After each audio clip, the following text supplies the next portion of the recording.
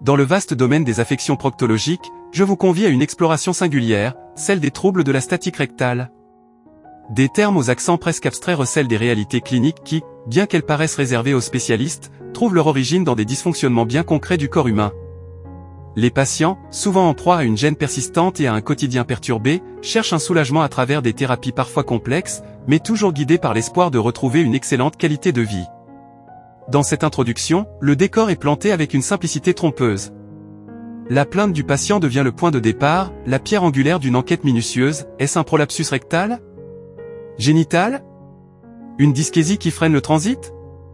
À travers ces premières interrogations, le praticien se doit de démêler les fils d'un tableau clinique souvent embrouillé par la diversité des symptômes. Le point fondamental ici est de ne jamais dissocier la plainte du terrain. Le patient n'est pas une entité isolée de ses antécédents, de ses autres affections, ni de son mode de vie. La personnalisation du diagnostic est la clé qui permettra de comprendre la cause profonde du malaise et d'adapter une réponse thérapeutique appropriée. Premier acte de cette démarche diagnostique, l'écoute attentive. Loin d'être une simple formalité, c'est une véritable interrogation à laquelle se prête le praticien. Il est question ici d'une pesanteur souvent décrite par les patientes comme une sensation intérieure, accompagnée d'une difficulté à évacuer les selles, la fameuse dyschésie. Mais cette difficulté à évacuer à rectum plein est-elle due à une anomalie fonctionnelle ou à une pathologie plus grave, telle qu'un prolapsus rectal ou génital? En posant la question, le praticien doit non seulement analyser les mots du patient, mais également faire appel à son expérience clinique pour déceler, dans cette plainte, les signes avant-coureurs de troubles plus profonds. La plainte est le premier indice, mais ce n'est qu'un élément parmi tant d'autres qui doivent aussi être considérés pour poser un diagnostic solide.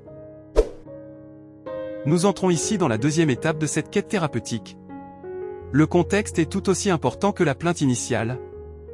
Il s'agit maintenant de décortiquer les antécédents et les habitudes de la patiente, car ces troubles ne se développent jamais en vase clos. Deux grands axes de réflexion s'ouvrent alors aux praticiens. D'une part, les troubles chroniques du transit, où diarrhée et constipation ont la même valeur sémiologique chez les patientes atteintes de troubles de la statique rectale.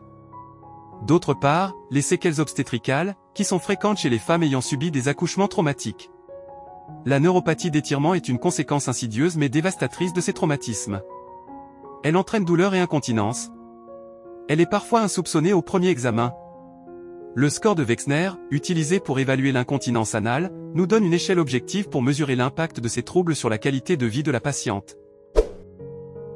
Les traumatismes obstétricaux laissent souvent des séquelles invisibles, comme une neuropathie d'étirement causant des douleurs ou une incontinence. Quant aux lésions sphinctériennes, elles demeurent parfois inaperçues mais jouent un rôle déterminant dans l'altération de la continence anale. Le score de Wexner est ici un outil précieux.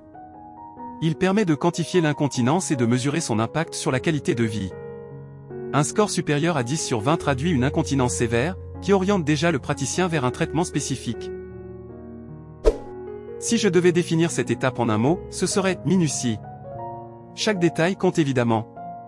L'examen clinique est à ce stade l'outil le plus précieux entre les mains du médecin. Mais il ne suffit pas, il faut conforter ces hypothèses à l'aide de l'imagerie médicale. Un prolapsus rectal peut se manifester par une masse visible. Une rectocèle, qui est une hernie de la paroi rectale dans le vagin, par une dyschésie, lorsqu'elle est intralévatorienne. Dans ce cas, elle est aussi accompagnée de signes digestifs. Les colpocèles et les érythrocèles, quant à elles, se traduisent par une sensation de pesanteur et de « boule » au niveau vaginal. Les procydences internes du rectum, elles, sont plus difficiles à détecter, mais leur impact sur la vie de la patiente, en particulier les faux besoins et la sensation de corps étranger intrarectal, ne laisse aucun doute. Nous entrons ici dans le vif du sujet. Comment soigner ces troubles? La première ligne de traitement est médicale. Mais il faut souligner que les ressources thérapeutiques sont souvent limitées, en particulier pour les prolapsus génitaux. La régularisation du transit est une priorité. Un régime riche en fibres constitue la base, accompagné de traitements visant à réduire ou à accélérer le transit, selon les besoins. Pour les dyschésies, des mucilages ou des laxatifs osmotiques peuvent être prescrits, mais ils doivent être administrés avec parcimonie et adaptés à chaque patient. Dans les cas de dysynergie anorectale, caractérisée par une mauvaise coordination des muscles lors de l'évacuation, la rééducation par biofeedback se révèle être une solution efficace. Ce traitement, qui repose sur l'apprentissage des muscles à se contracter et se relâcher correctement, peut permettre à certains patients d'éviter la chirurgie. Le PCER, souvent perçu comme une solution de première ligne pour le traitement des prolapsus vaginaux, s'adresse spécifiquement aux patientes pour qui une prise en charge conservatrice est privilégiée. Destiné principalement aux gynécologues et urologues, ce dispositif est un pilier de la périnéologie, offrant une alternative aux interventions chirurgicales dans de nombreux cas. Cependant, l'utilisation du PSER est soumise à des critères stricts. On ne le prescrit jamais en présence de troubles urinaires, de douleurs, de demandes somatoformes, symptômes physiques sans origine organique, ou chez les patientes indécises quant à leur traitement. En l'absence de troubles digestifs significatifs, le PSER s'avère une option viable pour le prolapsus vaginal, permettant de soulager les symptômes sans recourir aux procédures invasives. Son efficacité repose sur sa simplicité et sa capacité à stabiliser les organes pelviens, contribuant ainsi à une meilleure qualité de vie. Ce choix thérapeutique, bien que non définitif, devient alors une étape indispensable pour les patientes en quête de soulagement durable. L'histoire du PSER remonte à des siècles, et avant même son introduction dans le traitement des prolapsus chez les humains, il était déjà utilisé dans le monde animal, notamment chez la brebis. Les éleveurs avaient observé que, sous l'effet des gestations multiples et des prolapsus subséquents, certaines brebis présentaient un affaissement des organes pelviens et génitaux, mettant en péril leur santé et leur capacité à mettre bas. Pour stabiliser ces organes et éviter des complications, les éleveurs introduisirent un PSER dans le vagin des brebis. Ce dispositif sert à maintenir les organes internes en position, empêchant ainsi l'apparition du prolapsus pendant la gestation et favorisant une meilleure reproduction. Ce premier usage agricole du PSER démontre son efficacité à stabiliser les prolapsus sans avoir recours à des interventions invasives, offrant ainsi aux animaux un moyen de prolonger leur période fertile. Ce savoir ancestral fut ensuite adapté à la médecine humaine, où le PSER prit des formes variées pour s'adapter à l'anatomie féminine. Utilisé aujourd'hui en périnéologie, ce dispositif trouve une large application dans le traitement des prolapsus génitaux et pelviens chez les femmes. Il est, aujourd'hui, indiqué en première intention. Ce lien inattendu entre l'élevage et la médecine contemporaine témoigne de l'ingéniosité humaine face aux défis de la santé, transformant une technique simple en un outil thérapeutique essentiel pour des milliers de patientes. Les PSER ne sont pas tous similaires. Il en existe une grande variété de formes et de modèles, chacun adapté à des besoins spécifiques. De nombreuses autres formes existent, depuis les PSER en gélorne aux PSER en champignons. Chacune a des spécificités qui répondent aux particularités anatomiques et aux préférences de confort des patientes. Ce vaste choix permet aux praticiens de personnaliser le traitement de manière très précise, garantissant à chaque patiente une solution adaptée à son type de prolapsus, à son mode de vie et à ses besoins. Le PSER en forme de cube, parmi les nombreux modèles disponibles, s'impose comme l'un des plus efficaces pour le traitement des prolapsus vaginaux. Recommandé tant par les praticiens que par les utilisatrices, il est plébiscité pour sa capacité à stabiliser les organes pelviens sans risque de déplacement, assurant un soutien fiable même lors des activités quotidiennes. Sa popularité tient à plusieurs raisons. Contrairement à d'autres formes de PSER, le cube adhère mieux aux parois vaginales, offrant ainsi une stabilité accrue. Les utilisatrices apprécient aussi la simplicité de sa mise en place et de son retrait, ce qui en fait une solution pratique et autonome. Le confort qu'il procure au quotidien en fait le choix privilégié pour de nombreuses femmes, qui retrouvent ainsi une meilleure qualité de vie sans les inconvénients d'une intervention invasive. En somme, le PSER en forme de cube incarne le compromis idéal entre efficacité et facilité d'utilisation, répondant aux attentes des patientes pour qui le confort et la sécurité sont primordiaux. Le PSER en forme de cube, en plus de son efficacité, est conçu pour une utilisation simple et intuitive, permettant aux patientes de le gérer en autonomie. Sa mise en place suit des étapes pratiques, adaptées pour garantir à la fois confort et stabilité. La patiente peut choisir entre deux positions facilitant l'insertion. La position génupectorale, où elle s'agenouille en posant le torse vers l'avant, ou la position gynécologique, plus traditionnelle, utilisée lors d'examens médicaux. Ces postures permettent de relâcher la tension musculaire autour de l'orifice vaginal, offrant une insertion sans gêne. Le PSER est alors comprimé entre le pouce et l'index, ce qui réduit temporairement son volume, facilitant son introduction dans le vagin. Une fois inséré, il est relâché, permettant à sa forme cubique de s'étendre et d'adhérer aux parois vaginales, assurant ainsi un soutien stable pour les organes pelviens. Ce dispositif est particulièrement prisé pour son aptitude à rester en place sans glisser, même lors des activités quotidiennes, offrant un maintien fiable contre les symptômes du prolapsus. Le retrait du PSER est pensé pour être tout aussi simple. En utilisant le fil intégré, la patiente peut décoller doucement le PSER en glissant un doigt autour pour le mobiliser sans causer de pression excessive. Le fil sert ensuite de guide pour extraire le PSER en douceur, permettant à la patiente de gérer le processus sans aucune assistance médicale. Cette autonomie est un avantage majeur, particulièrement apprécié des patientes qui préfèrent une solution non chirurgicale et discrète. Le PSER en forme de cube offre ainsi une gestion flexible du prolapsus, apportant confort et sérénité sans les contraintes d'un suivi trop rapproché en milieu hospitalier. Le PSER incarne l'élégance d'une solution qui s'adapte aux besoins des femmes avec une discrétion et une efficacité sans fard. Ce petit dispositif, si modeste par son apparence, se révèle être un allié précieux pour celles qui cherchent une alternative aux traitements chirurgicaux. L'anneau, dans sa simplicité, est une option d'une grande accessibilité. Il est facile à insérer, et pour un coût modeste de quelques euros, il offre un soutien qui, sans être éternel, permet souvent de surmonter les effets du prolapsus au quotidien. L'anneau se distingue par sa capacité à stabiliser les organes internes, bien qu'il demande une certaine attention.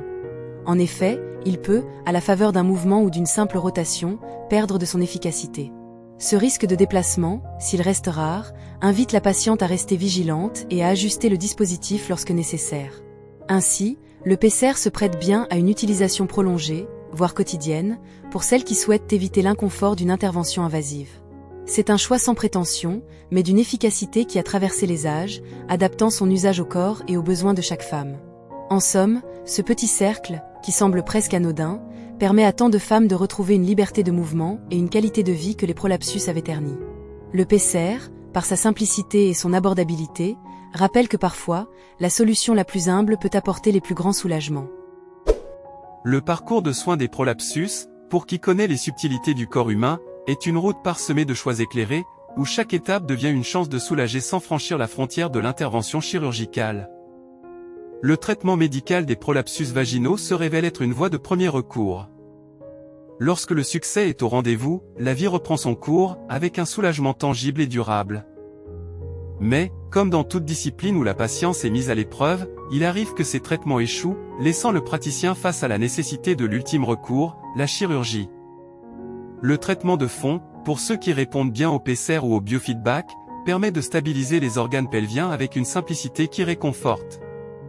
Le biofeedback, ce dialogue patient avec ses muscles, est une méthode douce et exigeante, mais dont les résultats, lorsqu'ils sont au rendez-vous, redonnent espoir. Le suivi s'effectue avec des séances, de rappel, comme une conversation à reprendre pour ancrer dans le corps une maîtrise retrouvée. Et puis, dans 10% des cas, le succès reste timide, les solutions conservatrices marquent leurs limites. Vient alors l'heure de la chirurgie, une étape décisive qui se déroule avec la précision de la voie basse, préférée lorsque l'incontinence anale est absente, ou celle de la voie abdominale, plus intrépide, souvent réalisée par laparoscopie. Ici, chaque geste du chirurgien devient une promesse de confort retrouvé, et une résolution durable pour les patients dont la qualité de vie s'est vue altérée. Ainsi, le parcours de soins des prolapsus, entre prudence et intervention, rappelle que chaque cas est unique. Les solutions évoluent au rythme des besoins et des réponses du corps, et c'est dans cette alchimie d'expertise et de soins que naît le chemin vers une vie apaisée. Dans cet univers feutré de la médecine, où l'art du soin côtoie la rigueur scientifique, les prolapsus vaginaux exigent une approche attentive, un délicat équilibre entre patience et pragmatisme. Le traitement médical pour bien des patientes se veut une première réponse, une manière douce de contenir le trouble sans franchir la ligne des interventions invasives. Si le succès est au rendez-vous, c'est un chapitre qui se referme dans la tranquillité retrouvée d'un quotidien libéré de la gêne.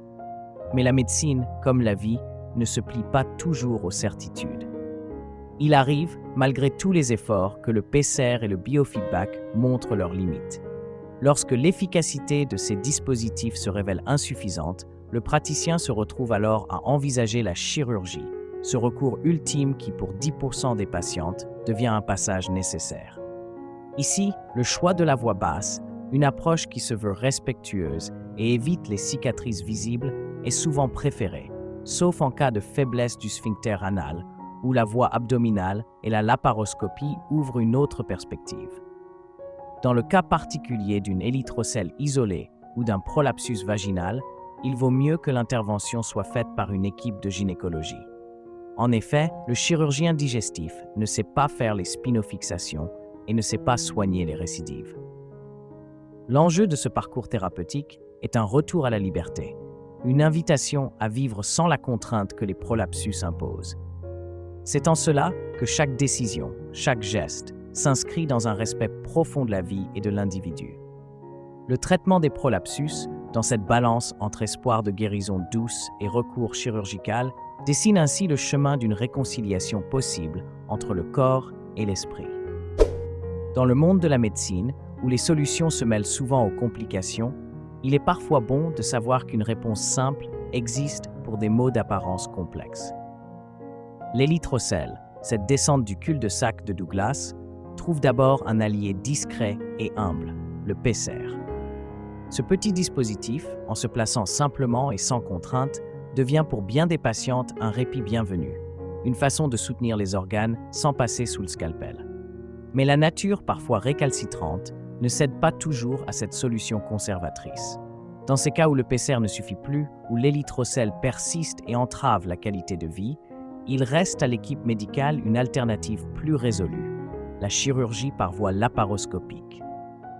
Douglasectomie, promontofixation, colpopexie, ces noms complexes cachent une technique précise et mesurée, une façon d'arrimer ce qui tend à fuir, de reconstruire la stabilité interne avec une élégance toute chirurgicale. Ainsi, face à l'érythrocèle, le PCR devient la première main tendue et la chirurgie la solution ultime. Ce parcours, d'abord tout en douceur, mène alors, si nécessaire, à l'ancrage définitif, garant d'un confort durable et d'une vie apaisée. À ce stade, où la théorie se transforme en pratique, les mots ne suffisent plus. Ce que la médecine expose dans toute sa complexité, de la subtilité du PCR au geste précis de la laparoscopie, prend une dimension nouvelle sous vos yeux. Le film que je vous invite à découvrir est une illustration vivante de cette intervention délicate. La douglasectomie, la promontofixation, la colpopexie, toutes ces étapes qui se succèdent avec la fluidité d'un ballet minutieux. Pour ceux qui désirent approfondir, pour ceux qui veulent comprendre dans le détail ces gestes qui redonnent une vie apaisée à tant de patientes, ce film se trouve sur ma chaîne YouTube. Le lien est donné en description. Une porte discrète ouverte sur l'art de la chirurgie, où chaque mouvement, chaque suture répond aux défis de la précision et de la guérison. Ainsi, à travers ce film, la science s'incarne en images et en gestes. Et l'érythrocèle n'est plus seulement une théorie, mais une victoire de la main experte qui opère. Dans l'art subtil de la chirurgie, il est des interventions qui, par leur justesse et leur efficacité, semblent frôler la perfection. La promontofixation s'inscrit parmi ces gestes qui marient la précision au service du bien-être. Elle s'adresse aux prolapsus rectaux, même ceux les plus complexes, avec une ambition simple, stabiliser, restaurer et offrir aux patients le confort d'une vie sans contrainte. La promontofixation commence par une dissection minutieuse du rectum. Vient ensuite le moment du point d'ancrage, au promontoire sacré, là où le corps trouve son équilibre. Ce geste, qui ressemble à s'y méprendre à un instant suspendu, redonne au rectum une assise solide, telle une promesse de longévité. Pour le praticien, c'est une opération de choix, un acte décisif qui réduit les récidives et permet de traiter, même en présence d'incontinence ou de lésions sphinctériennes, un trouble qui altérait chaque jour la qualité de vie. Ainsi, la promontofixation, par ses multiples modalités, devient une réponse élégante et durable, un hommage à la médecine qui se veut à la fois science et art. La promontofixation, cette opération coloproctologique fondamentale, n'est pas figée dans un seul moule. Elle varie et s'adapte, évoluant selon les écoles, les coutumes et les mains qui la pratiquent. En France, l'approche décrite par Horloeg, discrète et mesurée, privilégie une réduction du matériel synthétique, un hommage à l'élégance de l'opération sans excès, inspiré des travaux de David Bartholow à Édimbourg. Là, chaque geste est pensé pour minimiser les effets adverses, reliant l'art de la chirurgie à la simplicité du naturel. Outre-Atlantique, la technique de Wells adopte une approche plus ancrée, plus matérielle. Elle fixe le rectum avec un renfort synthétique plus important, répondant ainsi à la vision américaine de robustesse et de sécurité absolue. Ces différences, loin d'être des rivalités, incarnent la beauté d'une science qui s'enrichit de chaque variation, de chaque nuance. Dans cet éventail de pratiques, le choix de la technique devient presque une philosophie, un reflet des valeurs qui imprègnent la médecine d'une nation. C'est ainsi que la promontofixation, entre finesse et force, se déploie pour offrir à chaque patient la promesse d'une stabilité retrouvée. Dans l'univers de la chirurgie proctologique, l'intervention de Delorme se distingue par sa discrétion et son efficacité.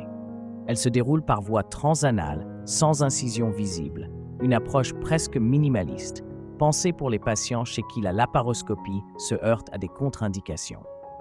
Ici, le chirurgien intervient en douceur, retirant la muqueuse rectale excédentaire avant de replier et de suturer la musculeuse sous-jacente. Mais cette opération n'est pas sans défi. Elle exige une grande minutie et son taux de récidive, parfois élevé, rappelle que rien n'est jamais définitif en médecine. L'intervention de Delorme n'est pas indiquée pour les patients souffrant d'incontinence, car elle pourrait accentuer les faiblesses existantes. Face à ces limites, l'intervention d'Altemeyer se profile comme une alternative plus audacieuse, une résection rectale suivie d'une anastomose colo-anale, offrant une solution plus définitive, mais aussi plus invasive. Ainsi, entre Delorme et Altemeyer, le praticien se trouve devant un choix délicat, guidé par le besoin de préserver autant que possible la simplicité et la stabilité rectale retrouvées. Dans le monde feutré de la chirurgie proctologique, l'intervention de Delorme se déploie comme une partition en 3 mouvements, chacun empreint de précision et de respect pour la structure du rectum. Par voie transanale, discrète et directe, le chirurgien s'avance pour engager la première étape, la dissection de la sous-muqueuse. Cette fine séparation, exécutée avec une précision d'orfèvre, crée l'espace nécessaire pour un geste réparateur sans agression inutile. Vient ensuite la plicature de la musculeuse, ce repli savant qui confère au rectum une nouvelle solidité. C'est une étape qui exige une maîtrise parfaite, un savoir-faire patient, car ce repli est l'élément clé qui restaurera la fonction et la stabilité de cette architecture délicate. Enfin, la suture mucomuqueuse vient sceller ce travail minutieux, refermant la dissection et consolidant la réparation. L'intervention de Delorme est plus qu'une opération technique. Elle incarne la beauté d'une médecine qui sait soigner avec la douceur et l'attention qu'on accorderait à une œuvre précieuse. C'est un hommage à la subtilité du geste médical, capable de redonner au rectum son équilibre, sans en troubler l'harmonie. Il est des gestes qu'aucun mot ne saurait décrire pleinement. Pour vous faire découvrir l'intervention de Delorme, je vous propose de suivre ce film, une illustration de ce que la médecine moderne sait accomplir lorsqu'elle marie science et art du geste. Par voie transanale, le chirurgien avance, entre dans la fine architecture de la sous-muqueuse, plicature avec soin la musculeuse, et termine par une suture mucomuqueuse, refermant ainsi cette partition en 3 mouvements, comme une œuvre de raffinement. Le lien de cette vidéo est donné en description. Vous y verrez, à travers chaque image, le respect pour le rectum, la maîtrise de chaque étape et cette quête d'harmonie qui répare, sans bruit ni phare, ce qui semblait irrémédiablement altéré. Dans le monde de la chirurgie pelvienne, certaines interventions brillent par leur efficacité, et l'intervention de Sullivan s'impose comme un chef-d'œuvre pour corriger la rectocèle intralévatorienne symptomatique. Elle est, sans doute, l'option la plus judicieuse, alliant simplicité et maîtrise pour offrir un soulagement durable aux patientes. Par cette méthode, le chirurgien procède avec minutie, engageant une plicature de la musculeuse rectale qui vient renforcer la paroi affaiblie. Ensuite vient la suture mucomuqueuse, un geste de finition qui scelle l'intervention avec la même délicatesse que l'on mettrait à fermer un livre précieux. La rectocèle, source de dyschésie et de manœuvres digitales intravaginales désagréables, se voit alors corrigée. L'intervention de Sullivan est pensée pour restaurer, pour renforcer, et elle incarne cette élégance chirurgicale où chaque geste, aussi modeste qu'il puisse paraître, transforme la vie des patientes.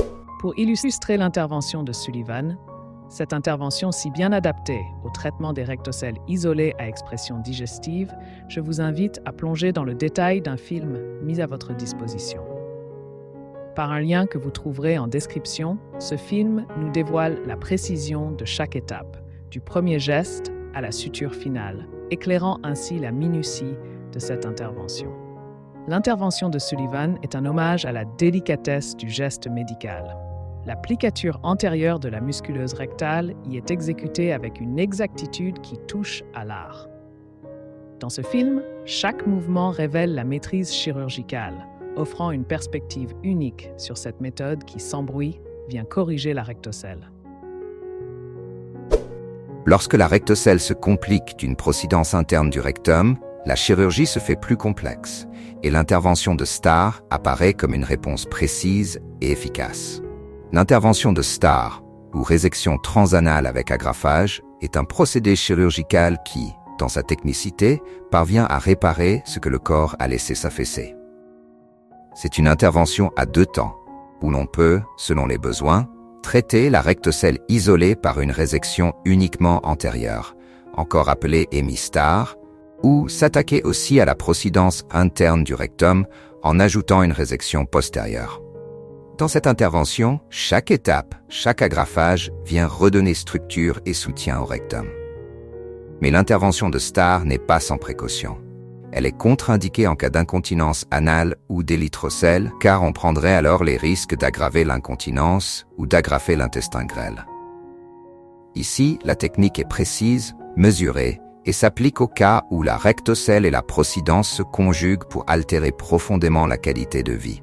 Mais attention, il s'agit là d'une authentique résection rectale, et le risque est donc celui d'une perforation rectale, comme cela a pu se voir après anopexie circulaire mécanique.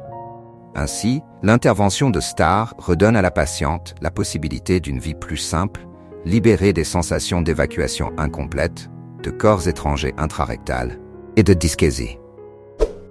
Pour corriger une rectocèle compliquée d'une procidence interne du rectum, l'intervention de Starr se révèle efficace, mais sa simplicité est trompeuse. Ici, le chirurgien réalise une bourse hémicirconférentielle au niveau de la paroi rectale, ce qui prépare le rectum pour l'étape suivante, l'application d'une pince mécanique.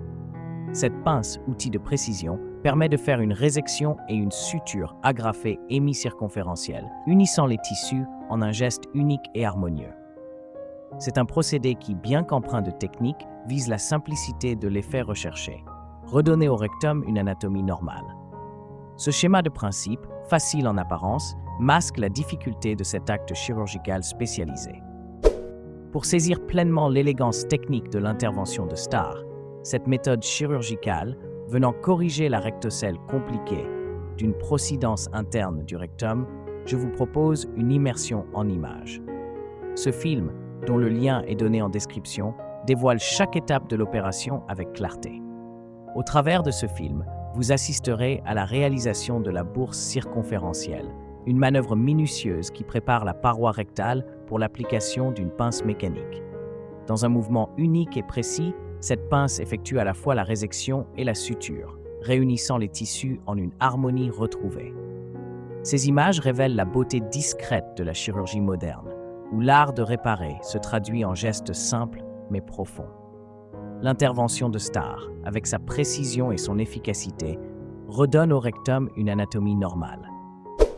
Lorsque l'érythrocèle s'associe à une rectocèle, nous entrons dans le domaine des interventions qui, jadis, dictaient presque systématiquement un passage au bloc opératoire. Une promontofixation était alors faite par voie laparoscopique. Elle était associée à une douglasectomie. La chirurgie semblait être le seul moyen d'offrir une véritable stabilité aux patientes. Mais aujourd'hui, les avancées nous rappellent que la médecine sait aussi faire preuve de douceur. Bien sûr, l'intervention reste une option pour les cas où le prolapsus impose sa persistance et ses douleurs. Toutefois, pour de nombreuses patientes, le traitement médical se révèle une alternative solide et efficace. Le PESER, ce discret dispositif qui soutient les organes, ou encore la rééducation par biofeedback, redonne espoir et confort sans franchir les portes de la chirurgie. Ainsi, face à l'érythrocèle associé à la rectocèle, la médecine moderne s'offre la sagesse du choix, savoir intervenir avec fermeté lorsque nécessaire, mais aussi privilégier la subtilité d'un traitement médical qui apaise sans agresser, rappelant que chaque patiente est unique et mérite une solution à son image. Au terme de ce parcours, parmi les multiples facettes du traitement des prolapsus, qu'ils soient rectaux, vaginaux ou une combinaison des deux, il apparaît avec force que la médecine contemporaine s'attache à une vision à la fois scientifique et humaine. Nous avons exploré les nombreuses voies thérapeutiques où chaque solution s'ajuste avec précision à la nature du prolapsus, aux attentes de la patiente et aux exigences d'un quotidien apaisé. Le traitement médical a su montrer ses atouts, et le PESER, simple mais ô combien efficace, se révèle souvent une première réponse idéale, particulièrement pour les colpocèles et les érythrocèles. Ce dispositif modeste dans sa forme apporte un soutien sans égal, redonnant une liberté à celles qui préfèrent éviter le bistouri. Quant à la rééducation par biofeedback, elle vient, par sa méthode douce et sa patience, apprendre au corps à retrouver son harmonie naturelle. Mais lorsque les symptômes et la gêne persistent, la chirurgie offre un éventail d'approches, chacune pensée pour répondre à des besoins spécifiques. La promontofixation, l'intervention de Delorme, la technique STAR ou l'élégance de l'intervention de Sullivan, chaque technique est un hommage à la précision où chaque geste chirurgical devient une promesse d'apaisement. La confrontation des symptômes avec les résultats d'imagerie permet d'ancrer la décision dans une certitude clinique, orientant le patient vers la meilleure voie thérapeutique possible. Au final, ces multiples interventions, que l'on choisisse la douceur d'un PCR ou la fermeté de la chirurgie, témoignent de cette vérité. La médecine moderne, entre art et science, sait redonner au corps son équilibre, avec pour seul but le confort et la dignité retrouvés.